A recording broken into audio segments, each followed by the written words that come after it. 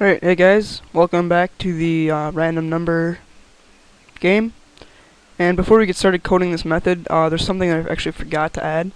Maybe you caught it and added it yourself, but I forgot to set a layout.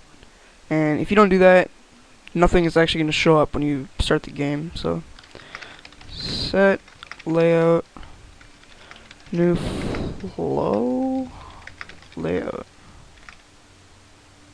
And then,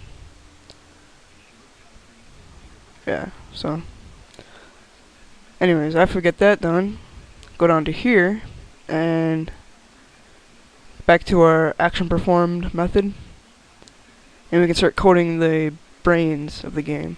So first of all, we need to generate a random number. So random num equal to, and we need to cast it as an integer because if it's not an integer, it's gonna be like a double with like 15 decimal places, and if it was that, nobody would ever actually guess correctly. So we're gonna have like 10 possibilities, I guess, 1 through 10. So to cast it, you go int in parentheses, and then right after that, go math dot random empty parameters, and then how many you want. I want 10, and just like this. But now the problem is, I mean, it's not really a problem, but when you run this, it's gonna generate 10 numbers 0 through 9, because computers always start counting at 0. And I don't think anyone ever enters 0 as a number, so, and plus it says 1 through 10, so we're gonna say every result, we're gonna add 1 to it, just like that. So now it's gonna go 1 through 10. Alright, perfect.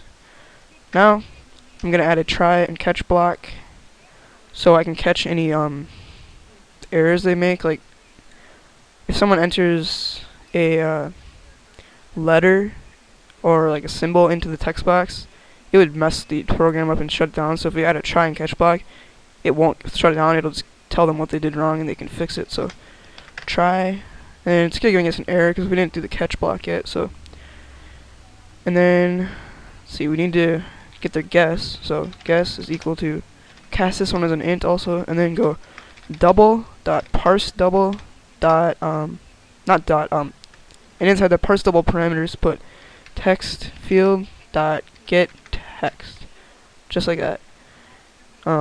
What this does is it's gonna parse, which means like scan, I guess, the text field, and it's gonna get the text out of it and turn it into an integer right here, and it's gonna store it under a guess variable. Alright, perfect. So if, actually I'm gonna go down the line. Alright, if, so the logic here is fairly simple. If guess equals random num, they won. So result label, set text, you won the game. Else, if guess does not equal random num, that means they lost. So result label, set text,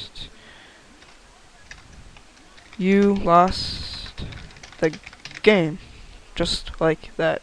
Now find where your try block ends by dragging it down, and it'll line it up. So this is the curly brace where the try block ends. We need to add a catch statement, so we'll just name our exception X, like that. And then we gotta say set the random label. So random label dot set text. Please enter numbers only.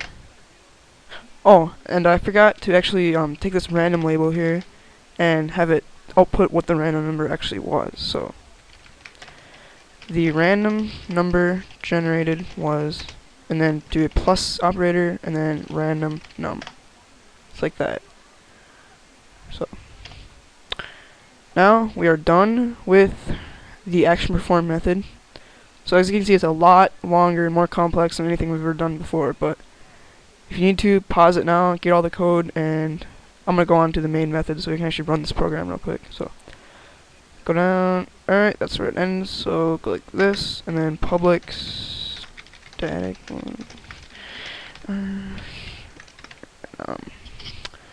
whatever your class name is, the first class name up here, the parent class, so it's random name or game.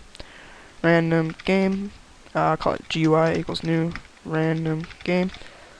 GUI set default G. There. So now it's going to close when we actually click the X. Set visible. Duh. Set size. This is usually always the hardest part for me, is setting the size.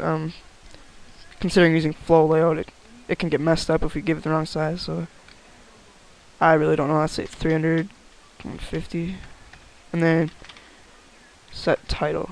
We'll call it random number guessing game. Alright, that's it. Now,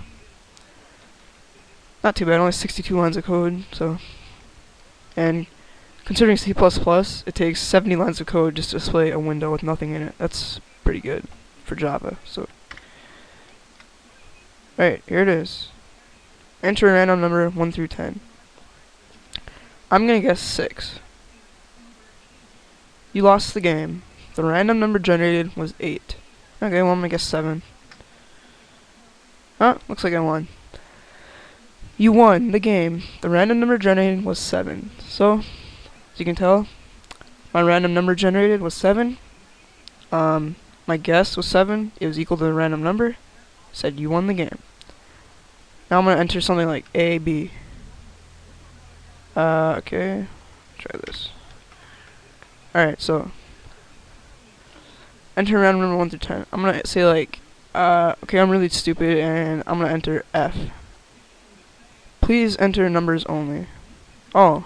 Oh, okay, I can only enter numbers. Okay. 5. Okay. 4. Oh, looks like I won. Alright. So that's pretty cool. And see, when you click the guess button, the random number generated always changes. Most of the time. So that's how this game works. It might take a little while to catch on to the logic behind this stuff. This is the hardest part, I'd say. But just remember what the try catch block does. It tries all this garbage stuff, and if it works, it just skips the catch block. But if it gives you an error, like you enter a letter, it's gonna say please enter numbers only. So thank you for watching this tutorial, and I think next one we're gonna do maybe some kind of calculator one, or maybe something else, but it'll definitely be with GUI. So thanks for watching.